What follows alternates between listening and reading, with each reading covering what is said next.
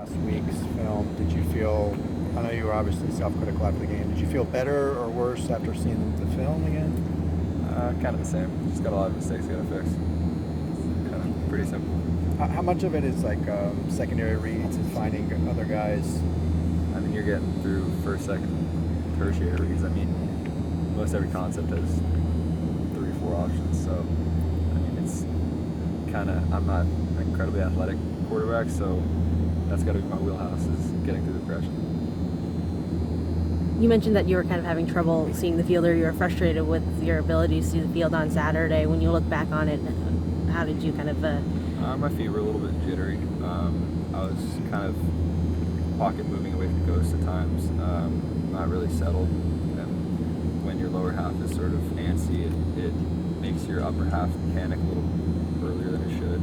So maybe that was on a few plays, but I just got to wrap it. Why do you think that's what's happening? I don't know. I mean, it's being quarterback's really intimidating. It takes a lot of training to be able to stand in there and just not think about guys that are basically their job is to hurt you. So, I mean, sometimes it might get in your head every once in a while. You just gotta every drive just make yourself look downfield and focus on what's necessary. Do you think you have a little bit of an impulse to try to make a bigger play, throw it into a tighter window necessarily than maybe taking what's available shorter? Not pre-snap and post-snap. One of the big things, one of the biggest differences from last year to this year is the amount of scout protections we have. So the running back will be part of a progression. It'll be either like a primary, secondary, because we have a lot of underneath stuff. And now, because we're pushing the ball down the field deeper but less often, my running back isn't a primary, secondary read. It's like a kind of, it's almost like an outlet, but you at the same time have to know if he's in protection and know if he's there or not.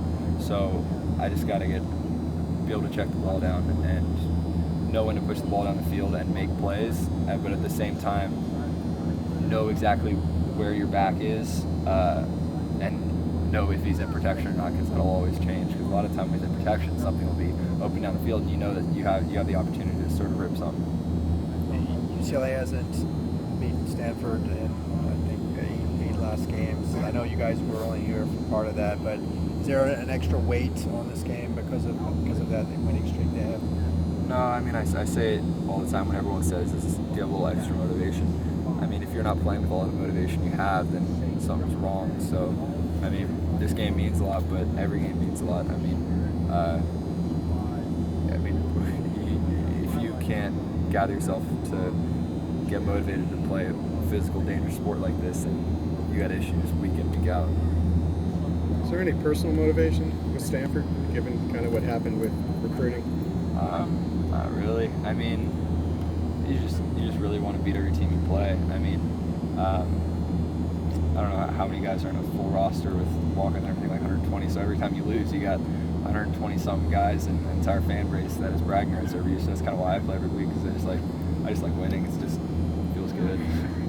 What did you think of Darren Andrews' game last week? It seemed like he had a few good catches, especially in big situations. Yeah, he's a big catch and run guy. He's very emotional player. So when he catches the ball, he's got a serious passion of not getting tackled, and it comes out when he plays. He plays 150%, and when you give short little passes like that, you can really take him to the house. And we haven't even used him that much as a deep threat this year. I mean, he caught that big ball against A&M up the seam, but he's definitely, we're trying to get him in rotation a lot more. He's a phenomenal player. You guys have seemed to implement more shotgun looks. What does that do for your comfort pre-snap? I mean, it doesn't really matter that much. I mean, it's not that different. I mean, the ultimate depth you're getting to is maybe a yard shorter than shotgun, but it doesn't really matter that much, because I mean, a lot of the times we're taking 7 steps anyways, so I'm getting to the same spot, but it's got to be second nature.